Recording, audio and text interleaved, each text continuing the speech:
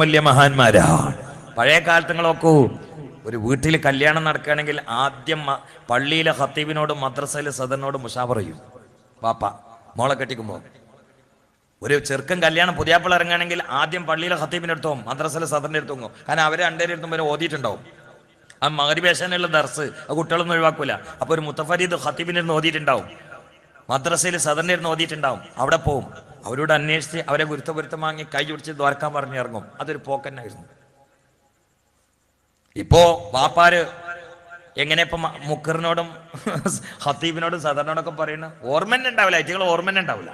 പിന്നെ കുട്ടി പഠിക്കുന്ന സ്കൂളിൽ പോയിട്ട് പറയും, പെൺകുട്ടി പഠിക്കുന്ന കോളേജിൽ പോയിട്ട് പറയും, അവളെ സുഹൃത്തുക്കളോടൊക്കെ പറയും. എല്ലാരും അങ്ങനെയല്ല, എല്ലാരോടും പറയും. അവസാനം ഈ പെണ്ണ് പറയാണ്, നമ്മള് സദറുസ്ഥാനോട് പറഞ്ഞിട്ടില്ല. പറഞ്ഞിട്ടില്ല, പന്തലിട്ടിട്ട് അതിൻ്റെ തൊട്ട് നാന്നറിഞ്ഞു. സദറിനോട് പറഞ്ഞിട്ടില്ല. എന്നാ കാരണവരൊന്നും ഇറങ്ങുമല്ല. കാരണവരപ്പ കാണാൻ പേരക്കുട്ടിനെ എടുക്കണം.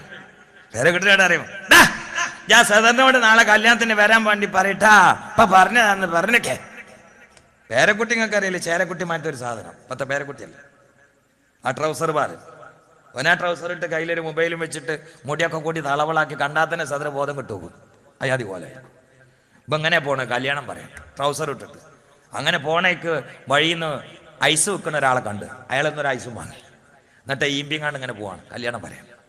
എന്നിട്ടോ മദ്രസ വിട്ടിട്ട് സദർ ഇങ്ങനെ മെനക്കെട്ടിട്ട് പട്ടിക എടുത്തിട്ട് ഇങ്ങനെ വരാത്ത കുട്ടികളും മറ്റവരൊക്കെ മാറ്റി നിർത്തിയിട്ട് മൂപ്പരിങ്ങനെ ഒപ്പിടണ. അപ്പോൾ ഇവനെങ്കിൽ ഗേറ്റിങ്ങും പോയിട്ട് ഐസ് ഇങ്ങനെ ഈമ്പിച്ചിട്ട് ഒച്ച പത്താ പഠിപ്പ് സദറിനെ വിളിക്കാൻ പോയി. സദറിങ്ങനെ നോക്കിയപ്പോൾ പെരിച്ചായി മാറ്റൊരു സാധനം. പക്ഷെ തൊള്ളേക്ക് ഐസ് ഇങ്ങനെ പോകണ്ട. അപ്പൊ മനസ്സിലാണ് എന്താടാ അലുവനെ ഐസ് കണ്ട് എടുത്തിട്ട് നിങ്ങളോട്ട് വെല്ലിപ്പ കല്യാണത്തിന് വരാൻ പറഞ്ഞിക്കണേ. അല്ല അയാളെന്ത് നിങ്ങളോട്ട് വെല്ലിപ്പ കല്യാണത്തിന് വരാൻ പറഞ്ഞിക്കണേ. ഇതാണ് ഇപ്പൊ കല്യാണത്തിന് വിളിക്കൽ. ചിന്തിക്കണേ. എനിക്കൊരനുഭവം ഉണ്ടായി, ഞാൻ നിങ്ങളോട് പറയാം. ഞാൻ കുറച്ചു മുമ്പ് ഒരു 5-6 കൊല്ലം മുമ്പ് തൊടുപുഴ ആ ഭാഗത്തേക്ക് 2-3 ദിവസത്തെ വേദന. അന്ന് 3 ദിവസം അവിടെ നിന്നു. കുറച്ച് മുമ്പാണ്, 6 കൊല്ലം മുമ്പാണ്. അപ്പോൾ വൈകുന്നേരം ഞാൻ നിൽക്കണ ലോഡ്ജിൽ വന്നിട്ട് ഒരാൾ മുട്ടി എന്നോട് പറഞ്ഞു, എൻ്റെ പേര് ഇന്നത്, ഞാൻ ഗൾഫിൽ നിന്ന് വന്നതാണ്, ഞാൻ പുതിയ കാർ എടുത്തിട്ടുണ്ട്, പിന്നെ ഞാൻ ഇന്നലെയും വേദന ഉണ്ടായിരുന്നു, എന്നും ഉണ്ടാവും. ഉസ്താദിൻ്റെ കാറിലൊന്ന് കയറിയിട്ട് എനിക്കൊരു ഹോട്ടലുണ്ട്, അവിടെ പോയിട്ടൊന്ന് ഭക്ഷണം കഴിച്ചിട്ട് വരാറ്. അങ്ങനെ ഇപ്പം നമ്മൾ തിന്നാൻ വിളിച്ചാൽ ഒഞ്ഞ് ഇരിക്കല്ല, നല്ല വിശക്കും ചെയ്യുന്നുണ്ട് എനിക്ക്. ആയിക്കോട്ടെ എന്ന് വിചാരിച്ച് ഞാൻ കാറിൽ കയറി ഭക്ഷണം കഴിച്ച മുപ്പിൽ ഇങ്ങനെ ഒരു എന്നോട് പറഞ്ഞു, മറ്റന്നാൾ നാളെ പിന്നെ വാള് കഴിഞ്ഞിട്ട് ഉസ്താദ് പിന്നെ ഉസ്താദ് ഒറ്റയ്ക്ക് പോകണ്ട, ഞാൻ പിന്നെ എൻ്റെ വണ്ടിയായിട്ട് കുറ്റിപ്പുറത്തേക്ക് പോകുന്നുണ്ട്, അപ്പം എൻ്റെ വണ്ടിയിൽ വരാറുണ്ട് എന്നോട് പറഞ്ഞു. അത് എന്തിനാ ഞങ്ങൾ കുറ്റിപ്പുറത്ത് കൊണ്ടുവന്ന് വെച്ച് എന്നെ പറയാം, എന്തിനാ ഞങ്ങൾ കുറ്റിപ്പുറത്ത് കൊണ്ടു വെച്ച്. അപ്പം എന്നോട് പറഞ്ഞു, കുറ്റിപ്പുറത്ത് എൻ്റെ മോൻ പഠിക്കുന്നുണ്ട് കോളേജിൽ. കുറ്റിപ്പുറത്ത് എന്താ കോളേജിൻ്റെ പേരെന്താ അവിടെ ഉള്ള കോളേജ്? MA. അവൻ്റെ മോൻ പഠിക്കുന്നുണ്ട്. അപ്പം ഞാൻ ഇപ്പം 2 ദിവസം മുമ്പ് ഗൾഫിൽ നിന്ന് വന്നല്ലേ. അപ്പോൾ എൻ്റെ പിന്നെ മാഷന്മാർക്കും കോളേജ് പ്രിൻസിപ്പളിനൊക്കെ കുറച്ച് സാധനങ്ങൾ കൊടുത്തിട്ടുണ്ട്, ഞാൻ അത് കൊടുക്കാൻ വേണ്ടി പോകണമെന്നാണ് എന്നോട്. അത് ഞാൻ വെച്ചാൽ എന്താന്ന് വെച്ച്, അത് പിന്നെ ഓൻ പറഞ്ഞു അവൻ്റെ ഒരു മാഷക്ക് റാഡോ നല്ല ഇഷ്ടമാണ്, റാഡോ. അപ്പോൾ ആൾക്ക് റാഡോ ഉണ്ട്, പിന്നെ വേറെ കുറേ സാധനങ്ങളൊക്കെ ഉണ്ടായിട്ട് പോകണമെന്നാണ്. അപ്പം ഞാൻ ഇയാളോട് ചോദിച്ചു, നിങ്ങളെ മോൻ മദ്രസ പഠിച്ചിട്ടില്ലേന്ന് വെച്ച്. മദ്രസ പഠിച്ചിക്കണേ 7 വരെ പഠിച്ചിക്കണേ. അപ്പോൾ മദ്രസയിൽ നിങ്ങളെ മോനെ പഠിപ്പിച്ച ഉസ്താദന്മാർക്കൊന്നും കൊടുത്തിട്ടില്ല എന്ന് വെച്ച്. അത് ഞാൻ ഒന്നും കൊടുത്തിട്ടില്ല. അപ്പോൾ വെച്ചാൽ അപ്പോൾ ഓൽക്കൊന്നും കൊടുക്കണ്ടേ, ഇൽമ പഠിപ്പിച്ച ആൾക്കാർക്കൊന്നും കൊടുക്കണ്ടേ, ഇംഗ്ലീഷ് പഠിപ്പിച്ചവർക്ക് മാത്രം കൊടുത്താൽ മതിയെന്ന് വെച്ച്. അപ്പം മൂപ്പര് എന്ത് ചെയ്തിരിക്കണ്, 5 സാൻഡ്വിച്ച് വാങ്ങിക്കണം ഓൽക്ക് കൊടുക്കാൻ. മോനെ പഠിപ്പിച്ച മാഷ് കൊടുക്കാൻ റാഡോ, സദറിന് കൊടുക്കാൻ ഉണങ്ങിയ ആ സാൻഡ്വിച്ചും. അതിന് ഞാൻ പറഞ്ഞുണ്ടാക്കിയത് പള്ളിയിലൊന്ന് നിസ്കരിക്കണ ഒരു മനുഷ്യന്റെ ബോധമാണിത്. നിങ്ങൾ ചിന്തിക്കും, ഇത് നിങ്ങളിപ്പോൾ മദ്രസയിലെ സാധനം 2 റാഡോ വാച്ച് കൊണ്ടുകൊടുത്ത കടമ തീരുന്നല്ലേ ഈ പറഞ്ഞത്. ഇതൊക്കെ മനുഷ്യന്റെ മനസ്സിന്റെ ഒരു അവസ്ഥയാണല്ലോ. നമ്മുടെ കൽബ് മൊത്തപ്പ ചാഞ്ഞത് ദുന്യാവുമൊക്കെയാണ്. അതുകൊണ്ട് തന്നെയാണ് മഴ ചെയ്യാത്തത്. നമ്മളിങ്ങനെ പറയണ്ടല്ലോ, എന്താ മഴ ചെയ്യാത്തത്, എന്തിനാ മഴ, അല്ല ഒതുക്കാത്ത നമുക്ക് എന്തിനാ മഴ. നിങ്ങൾ ചിന്തിക്കണം, ഇതിന്റെ ഒക്കെ അടിസ്ഥാന കാരണം നമ്മളാണ്. ഇവിടെ മദ്രസ, എത്ര കുട്ടികളെ മദ്രസയിൽ പഠിക്കുന്നത്, എത്ര മണിക്കൂറാ മദ്രസയിൽ പഠിക്കുന്നത്? അല്ല, ഒരു ദിവസം 24 മണിക്കൂറുണ്ട്. അതിൽ ദുന്യാവിനെ എത്ര നമ്മൾ പഠിക്കുന്നത്, ആഖിറത്തിന് എത്ര പഠിക്കുന്നത്, അതനുസരിച്ചുകൊണ്ടാണ് ദുന്യാവ് ആഖിറോ തലയെ കയറിയിക്കണമെന്ന് മനസ്സിലാക്കുക. അതാണ് ദുന്യാവ് നമ്മൾ എത്ര മണിക്കൂർ പഠിപ്പിക്കുന്നുണ്ട്, ആഖിറ എത്ര മണിക്കൂർ പഠിപ്പിക്കുന്നുണ്ട്. ദുനിയാവ് എത്ര മണിക്കൂറാണ്? 10-12 മണിക്കൂർ പുസ്തകക്കെട്ടുകളുമായി സ്കൂളിന്റെ വിശാലമായ ഹാളിൽ പോയി ഭജനമിരുന്നു കൊണ്ട് പഠിക്കുന്ന കുട്ടി മദ്രസയിൽ ആകെ ഇരിക്കുന്നത് 25 മിനിറ്റാണ്. പിന്നെ ഉസ്താദേ എന്താ ചെയ്യാന്ന്? ഒരു മാർഗം ഞാൻ പറഞ്ഞു തരാ. നിങ്ങളുടെ നാട്ടിൽ പള്ളിയില്ലേ, ബഹുമാനപ്പെട്ട ഉസ്താദില്ലേ, നിങ്ങൾക്കെന്താ മഗ്‌രിബിന്റെ തൊട്ടുമുമ്പ് നിങ്ങളെ മക്കളെ പള്ളിയിലേക്ക് പറഞ്ഞയച്ചുകൂടെ? ഇശാഇന്റെ ജമാഅത്തും കഴിഞ്ഞുകൊണ്ട് നിങ്ങളോട് കുട്ടി ഹത്താബിനിരുന്നു കൊണ്ട് അത് കഴിഞ്ഞുകൊണ്ട് വീട്ടിലേക്ക് വരുമ്പോ ഉസ്താദാ മിഹ്റാബിന്റെ ഉള്ളിൽ നിന്ന് മാതാപിതാക്കൾക്ക് വേണ്ടി ദുആ ചെയ്യുന്നു. തൊപ്പി ധരിച്ച് നെരിയാണി മുകളിലേക്ക് തുണിയെടുത്ത നിങ്ങളുടെ കുട്ടികളതാ ആമീൻ പറയുന്നു. ഉസ്താദാ ഹദാദ് ചൊല്ലിക്കൊടുക്കുന്നു. അസ്ലഹല്ലാഹു ഉമൂറൽ മുസ്ലിമീൻ സറഫല്ലാഹു ശറൽ മുഅ്മിനീൻ. നിങ്ങളെ കുട്ടികളെ എത്തി ചൊല്ലുന്നു. ആ മഗ്‌രിബ് ഇശാക്കിടയില് ഇഅ്തികാഫിന്റെ നിയ്യത്തോടെ കുട്ടികൾ ഇരിക്കുമ്പോ ഉസ്താദ് പടച്ചവന്റെ കലാമ് പഠിപ്പിക്കുന്നു, സഹാബാക്കളെ ചരിത്രം പഠിപ്പിക്കുന്നു, ഫിഖ്ഹിന്റെ നിയമങ്ങൾ പഠിപ്പിക്കുന്നു. വല്ലാത്തൊരു കാലം തന്നെ. ഇന്ന് പള്ളിയിലേക്കാണ്ട് പോയോക്കാണ് മഗ്‌രിബിന് ശേഷം ഒന്ന് പോയോക്കി നിങ്ങള്. ഒരു മനുഷ്യൻ ഉണ്ടാവില്ല, നിസ്കരിക്കാനും കുട്ടികളില്ല. ഒക്കെ ഇപ്പൊ കളി രാത്രിയായെന്ന്. രാത്രി കളിയായാൽ അപകടല്ലേ? എന്റെയൊക്കെ ചെറുപ്പത്തിൽ ഞങ്ങൾ കളിച്ചിട്ടുണ്ട്. കളിക്കാത്ത ആളുകളൊന്നുമല്ല. എപ്പോ 5 മണി മുതൽ ഒരു 3/4 മണിക്കൂർ കളിച്ചിട്ട് ബാങ്ക് കൊടുക്കണതിന്റെ 20 മിനിറ്റ് മുമ്പ് കളി നിർത്തൽ നിർബന്ധം. അല്ലെങ്കിൽ ഏത് പാടത്താ കളിക്കണത് ആ പാടത്തിന്റെ മുതലാളി മതിന്റെ അപ്പുറത്ത് നിന്നിട്ട് ചരലെടുത്ത് തരും. പാഹേരെ പോയി ബാങ്ക് കൊടുക്കാൻ പോയി. മഗ്‌രിബ് ബാങ്ക് കൊടുത്തിട്ട് കളി നിർത്തിയിട്ടില്ലെങ്കിൽ ആ പാടത്തിന്റെ ഉടമയുടെ ചുണ്ടിൽ ആ കളിക്കണ ഒരു പഹേര ഇന്ന് കളി തുടങ്ങണ മഗ്‌രിബിന്റെ ശേഷം. മഗ്‌രിബ് ഉണ്ടോ ഇശാ ഉണ്ടോ ഇല്ലാത്തതിന് വാപ്പാർക്ക് പരാതി ഉണ്ടോ? ഇനി ഞാൻ പെടുത്തൊരു സംഗതി കണ്ടോ. ഞാനൊരു സ്ഥലത്ത് മഗ്‌രിബ് നിസ്കരിക്കാൻ കൂടിയപ്പോ, നിങ്ങളൊക്കെ ശ്രദ്ധിക്കണേ, മഗ്‌രിബ് നിസ്കരിക്കാൻ കൂടിയപ്പോ ആ പള്ളിയുടെ തൊട്ടടുത്ത് പന്ത് കളിക്കാണ്. എന്നാൽ പന്ത് ഇടക്കിടക്ക് വന്നിട്ട് പള്ളിന്റെ മതിലുമൊക്കെ വരുന്നുണ്ട്. അപ്പൊ ഈ മതിലിന്റെ ഒച്ച നിസ്കരിക്കണതിന്റെ ഉള്ളിൽ കേൾക്കുന്നുണ്ട്. മതിൽ വന്നിട്ട് പന്ത് കെട്ടണ ആ ശബ്ദം നിസ്കരിക്കണ ഞങ്ങളെ കാതിൽ വന്ന് അടിക്കുന്നുണ്ട്. പന്ത് ഇടക്കിടക്ക് മതിൽ വന്നിട്ടുണ്ട്. എന്നിട്ട് പള്ളിന്റെ മതിലിലെ സിമന്റ് ഒക്കെ അങ്ങനെ പൊളിയനൊക്കെ ഉണ്ട്. അത്ര അടുത്ത് കളി. മഗ്‌രിബ് കൊണ്ട് നിസ്കരിക്കുമ്പോ എനിക്കൊക്കെ തെശ്വീശാകാം. ഇവർ ഈ കളിയില് നല്ല ഭാഷ ഒന്നും വരൂലല്ലോ, അസഭ്യല്ലേ വരുള്ളൂ. ആയാ പന്നി കുരങ്ങതൊക്കെ ഉണ്ടാവില്ല, പെടിയുടെ കുരങ്ങ ഇങ്ങനെയാണല്ല ഉണ്ടാകുക. അങ്ങനെയുള്ള കളിയാണ്.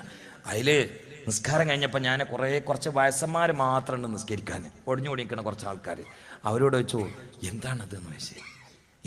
നിങ്ങൾ കമ്മിറ്റിയിലൊക്കെ അല്ലേ, നിങ്ങൾ ഈ പള്ളിൻ്റെ തൊട്ട്. അപ്പോൾ ഒരു 1-2 ആളുകൾ പറഞ്ഞു കുട്ടികൾ കുറച്ച് കളിക്കേണ്ട ഉസ്താദേ, ഇതല്ലാത്ത വേറെ ഗ്രൗണ്ട് ഇല്ല എന്ന് പറഞ്ഞു, വേറെ സ്ഥലമില്ല. അപ്പം എൻ്റെ വിഷയം എന്താ അറിയോ, ഇവിടെ ഇപ്പം മഗ്‌രിബ് നിസ്കരിച്ച മുഴുവൻ വാപ്പാരും മക്കളും വേറെ കുട്ടികളാണ് കളിക്കണത്. ഇതിലൊരൊറ്റ കുട്ടിയും ആ മക്കൾ മഗ്‌രിബ് നിസ്കരിക്കണമെന്ന് ചോദിക്കണില്ല, ചിന്തിക്കണില്ല.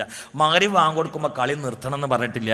മഗ്‌രിബ് നിസ്കരിക്കുന്നതിനിടയിൽ നിസ്കരിക്കുന്നവരെ തശ്വീശാക്കുന്ന അട്ടഹാസത്തിലും ബഹളത്തിലും ആ കളി നടക്കുമ്പോൾ അതിന് ശേഷം പ്രതികരിക്കാനോ ചൂടാവാനോ ആട്ടാനോ ഒരു മനുഷ്യനുമില്ല. എന്നാൽ നിസ്കരിച്ച മുഴുവൻ ആൾക്കാരെ തലയിൽ തൊപ്പിയുണ്ട്. ഒരു വാപ്പ ഒരു മോനെ ചീത്തറിനെ ഞാൻ കേട്ടു. എന്താ അറിയോ, ഈ വാപ്പ എത്ര നേരമായി ഇമ്മാനെ പറഞ്ഞിട്ട്. അപ്പൊ എനിക്കൊരു സന്തോഷമായി, ഒരാളെങ്കിലും ഇമ്മാനുള്ളതുണ്ടല്ലോ. പക്ഷെ സംഭവം വേറെയാണ്. എന്താ അറിയോ, ഈ കുട്ടിനമ്മ വല്യമ്മക്ക് പാല് കൊണ്ടുവരാൻ വേണ്ടി പറഞ്ഞയച്ചതാണ്. അപ്പൊ അവൻ പാല് കൊണ്ടുവരാതെ മഗ്‌രിബിന് ശേഷം കളി കുടിങ്ങപ്പോ അതാണ് ഇപ്പൊ ഇയാൾ ചൂടാകേണ്ടത്. പാല് കേടരൂലേ? എന്നാലും ഇയാള് പറഞ്ഞില്ല. ബാങ്ക് കൊടുത്തിട്ട് എന്തിനാരായി, എടാ ഈ നിസ്കരിച്ചോന്ന് തലയിൽ തൊപ്പിയുള്ള നിസ്കാരത്തേമ്പള്ള ഈ മനുഷ്യൻ അണ്ണാക്ക് തുറന്നിട്ട് പറഞ്ഞില്ല. ഈ കുട്ടികൾ മൊത്തം നരകത്ത് പോയാൽ പള്ളിയിൽ വന്ന് മഗ്‌രിബ് നിസ്കരിച്ച തൊപ്പിട്ട നിസ്കാരത്തമ്പുള്ള ഈ മനുഷ്യനാണ് അതിന് കാരണക്കാരൻ, ഒരു സംശയം വേണ്ട. അതുകൊണ്ട് ഇയാൾ എത്ര ദിക്ർ ചെയ്തിട്ടും കാര്യമില്ല, എത്ര നിസ്കരിച്ചിട്ടും കാര്യമില്ല, ജമാഅത്തിന് വലത്തെ ഭാഗത്ത് 1-ാം സഫിൽ ഉറപ്പിച്ചിട്ടും കാര്യമില്ല. ഇയാൾ നേരെ സ്വർഗത്തുകളുടെ ടിക്കറ്റ് പിടിച്ചിട്ട് നാളെ മശറിയിൽ ഇങ്ങനെ പാലാറും വീഞ്ഞാറും കളകളാരം മുഴക്കി ഒഴുകുന്ന ആ ശബ്ദം കേട്ടിട്ട് സ്വർഗത്തേക്ക് പാറാൻ കാത്തിക്കുമ്പോ ആ പാടത്ത് പന്തൽ ചെയ്യുന്ന പേരക്കുട്ടി ഉണ്ടല്ലോ, അത് വന്നിട്ട് വല്യപ്പാന്റെ ഊരം കണ്ട് പിടിച്ചിട്ട് മാറ്റും. എടുക്കാ കാരണം ആരെ കയറുന്നേ, എവിടുക്കാ കയറുന്നേ? ഞങ്ങളെ പേരക്കുട്ടി, ഇതെന്താ പാനക്കുട്ടിമാര് വന്നിക്കണ നമുക്ക് ഇവിടെ അനങ്ങാൻ പറ്റൂല, സ്വർഗത്തിൽ കയറാൻ പറ്റൂല. എന്നിട്ട് ഈ കുട്ടി വെല്ലിപ്പാന്റെ ഊര പിടിച്ചിട്ട് ഒറ്റ നീട്ടലാ പടച്ചവനോട്, റബ്ബേ ഇയാളെ നിസ്കാരത്തിന്റെ വലിപ്പം കൊണ്ട് സ്വർഗത്തിൽ കയറ്റാൻ നിൽക്കണ്ട. ഇയാള് പള്ളിയിൽ കയറിയിട്ട് നിസ്കരിക്കുമ്പോ അപ്പുറത്തെ ഗ്രൗണ്ടിൽ ഞാൻ പന്ത് കളിച്ചിരുന്നു. ആ സമയത്ത് പാല് കൊണ്ടാത്തരതിന് എന്നെ ചീത്ത പറഞ്ഞു എന്നതല്ലാതെ എടാ ബാങ്ക് കൊടുത്തിട്ട് എന്തുകൊണ്ട് നിസ്കരിച്ചില്ല എന്ന് പറഞ്ഞുകൊണ്ട് എന്റെ ഈ വലിയപ്പ അല്ലെങ്കിൽ വാപ്പ എന്നെ നിസ്കാരം പഠിപ്പിച്ചില്ല. അല്ലാ, അതുകൊണ്ട് ഇദ്ദേഹം ഒന്ന് കാർക്കശ്യമായി ഇടപെടാത്തത് കൊണ്ടാ ഞാൻ നിസ്കരിക്കാത്തവനായത്, ഞാൻ കള്ളുകുടിയനായത്, ഞാൻ പെണ്ണുങ്ങളെ വ്യഭിചരിക്കുന്നവനായത്, ഞാൻ പ്രേമത്തിൽ കുടുങ്ങിപ്പോയത്. പടച്ചവനെ, എനിക്ക് പെൺകുട്ടിയുമായി പ്രേമമുള്ളത് എന്റെ വാപ്പ അറിഞ്ഞിരുന്നു. എന്നിട്ടും ഞാൻ മൊബൈൽ ചോദിച്ചപ്പോൾ ഗൾഫിൽ നിന്ന് മൊബൈൽ അയച്ചു തന്നവനാണ്. എന്നിട്ടും എന്റെ ആ പ്രേമം അറിഞ്ഞിട്ട് മരിക്കുന്നത് വരെ വാപ്പ എന്നോട് കാമ പറഞ്ഞില്ല. ഒരു ദിവസം എന്റെ മൊബൈൽ എടുത്തു നോക്കിയപ്പോ എന്റെ വാപ്പ ആ മൊബൈലിൽ പെണ്ണിനെ കണ്ടിരുന്നു. ഞാനും അവളും കെട്ടിപ്പിടിച്ചു നിൽക്കുന്ന ഫോട്ടോ കണ്ടിരുന്നു. നാട്ടിലുള്ള പല ആളുകളും വാപ്പാനോട് മോന്റെ പോക്ക് ശരിയല്ല എന്ന് പറഞ്ഞിരുന്നു.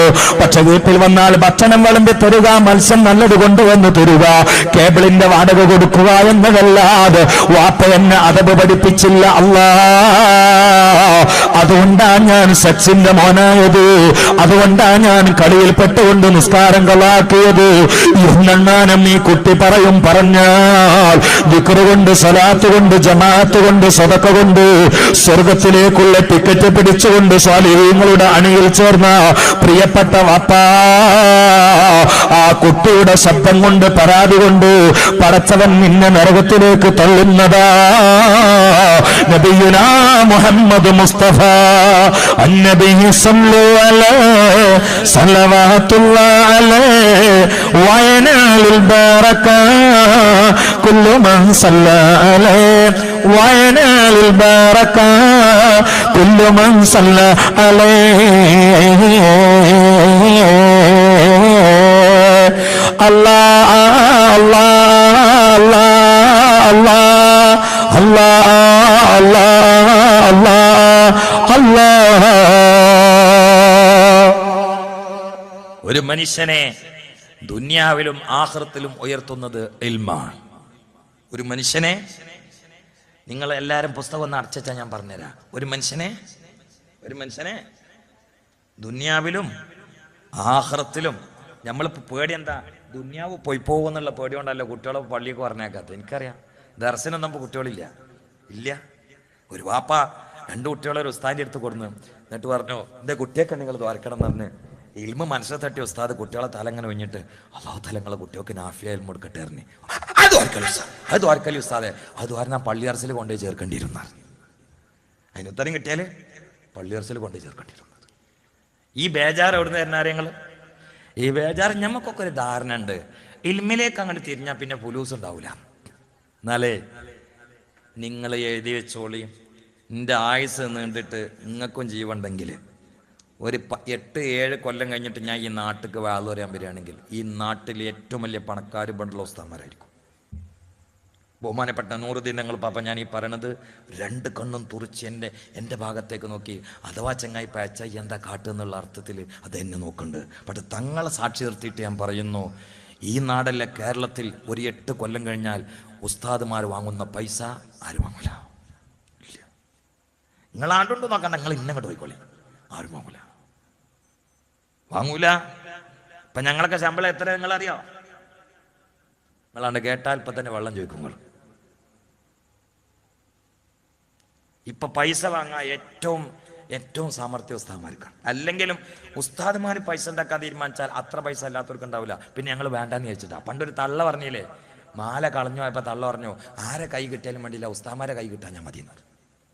തള്ളന്റെ മാല പോയി, തള്ള പറഞ്ഞു ആരെ കൈ കിട്ടിയാലും വേണ്ടിയില്ല, മൂല്യന്മാരെ കൈ കിട്ടരുത്. ഒരാളെ ചെന്ന് വെച്ച് ഓലെന്തെങ്കിലും കൗലിട്ടൊപ്പിച്ചിട്ട് അത് പോക്കറ്റിലാക്കുന്ന. അത് അങ്ങനെ ശരിയാണെന്ന് എനിക്കറിയില്ല, പക്ഷെ അതിലൊരു മെസ്സേജ് ഉണ്ട്. മൂല്യന്മാര് പൈസ ഉണ്ടാക്കാൻ തീരുമാനിച്ചാൽ അത്ര പൈസ നാടന്മാരുണ്ടാക്കി ഒക്കൂല, കിട്ടൂല. കാരണം ഒരു വലിയ തന്ത്രം. പിന്നെ ഞങ്ങളൊക്കെ ഇന്നും ഒഴിഞ്ഞിക്കണം. പക്ഷെ ഇപ്പൊ തന്നെ നിങ്ങൾ ഫേസ്ബുക്ക് തുറന്നോക്കാണെങ്കിൽ പരസ്യം കാണാം. വെള്ളിയാഴ്ചമാർക്ക് ഒരു ഖുത്ബ 1/2 മണിക്കൂർ പ്രസംഗം 35,000 റുപ്യ ഖത്തീബിന് ആവശ്യമുണ്ട്. തങ്ങൾ കാണിച്ചു തരും, നിങ്ങൾക്ക് തങ്ങൾ കാണിച്ചു തരും. ഇതൊരു 5-8 കൊല്ലം കഴിഞ്ഞാല് 50,000 റുപ്യ വാങ്ങും. അപ്പൊ മാസമാരോ 27,000 കുടുങ്ങിക്കും. ഇപ്പൊ എല്ലാരും ഡിഗ്രി എടുത്ത് പുറത്തിറങ്ങി ആർക്കാ ഇപ്പൊ ജോലി കൊടുക്കുക? ഗവൺമെന്റ്. ഡിഗ്രി ഇപ്പൊ പഞ്ഞല്ല. ഡിഗ്രി കയ്യിൽ വെച്ചിട്ട് അത് തലയണാക്കി കിടന്നിറങ്ങണ കുറെ ആൾക്കാർ കരഞ്ഞിട്ട് എനിക്ക് വിളിക്കാറുണ്ട്, ഗൾഫ് നടക്കും. അതേ പണിയില്ലാതായിട്ട് 5-8 മാസമായി നിങ്ങൾ ദ്വാരക്കെന്ന് പറഞ്ഞിട്ട്. പിന്നെ ആർക്കെങ്കിലും പണിയിട്ടല്ലേ നമ്മൾ 4 സ്ഥലത്ത് പറഞ്ഞു കൊടുത്തിട്ടാ. അപ്പോഴും ഇൽമുക്കാണ് ഇറങ്ങേണ്ടി വന്നത്. ചിന്തിച്ചോ ചിന്തിച്ചോ. ഇത് ഞാൻ എന്റെ തമാശ പറയുകയില്ല. ഇവിടെ ഞാൻ നിങ്ങൾക്ക് ബൈസായ ഒരു രേഖ ഉദ്ധരിക്കാം. ഖുയ്റ സുലൈമാൻ ബൈനൽ ഇൽമി വൽ മാലി വൽ മുൽക്കി ഫഖ്താറൽ ഇൽമ ഫഅതാഹു അല്ലാഹുൽ മുൽക വൽ മാല വൽ ഇൽമ. സുലൈമാൻ നബിയെ കേട്ടിട്ടില്ലേ? ഏറ്റവും വലിയ മുതലാളിയാണ്, ലോകമാസകലം ഭരിച്ച രാജാവാണ്. ലോകം മൊത്തം ഭരിക്കാൻ ട്രംപിന് കഴിയൂല, ഒബാമക്ക് കഴിയില്ല, ബുഷിന് കഴിയൂല, പ്രധാനമന്ത്രിയായ മോഡിക്ക് കഴിയൂല. എന്നാൽ സുലൈമാൻ നബി അലൈഹി ഇസ്ലാമിന് അള്ളാഹു അതിനവസരം കൊടുത്തു. അതിന് കാരണം ഇലക്ഷനിൽ ജയിച്ചതല്ല, വോട്ട് കൂടുതൽ കിട്ടിയതല്ല, ഭൗതിക വിദ്യാഭ്യാസം സംഭരിച്ചതല്ല, അള്ളാഹിനെ കുറിച്ചുള്ള ഇൽമ പഠിച്ചതാ. സുലൈമാൻ നബി അലൈഹി ഇസ്ലാം ലോക രാജാവായത് ഇൽമ തെരഞ്ഞെടുത്ത കാരണത്താലാണ് എന്ന് മുത്തു മുഹമ്മദ് മുസ്തഫ. അപ്പൊ നിങ്ങൾ ചിന്തിക്കും, എന്നാ അങ്ങനെയാണെങ്കിൽ ലോകത്തെ ഏറ്റവും വലിയ ആലിമാരാ ആരാ? ലോകത്തെ ഏറ്റവും വലിയ ആലിമാരാ? എന്താ കൂട്ടരായി ഞാൻ നിങ്ങൾ ചോദിക്കുമ്പോ തന്നെ